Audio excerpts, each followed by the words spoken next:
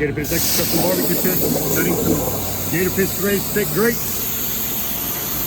on our CNC table right here, 5x10. Look at those badass grates, 3/8 stick, guys, 3/8.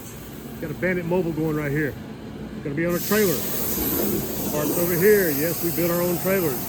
We buy the parts such as tires, wheels, springs, axles, lights, etc. And we build our own trailers here in Gator Pit shop. And in fact, he's starting to build a frame right there. There it is. 1/4 stick, 2x2, square tubing. See what we got stored over here. We got the front deck for it. Over here we got some pits ready to go out, pick up, shipments, you name it. Right here, hybrids, 2448, 2436 hybrids, Texas 1845s, APC3. Got a trailer back there in the back, and we got some refurb jobs over there that we're going to be working on here, deer feeders and food grates.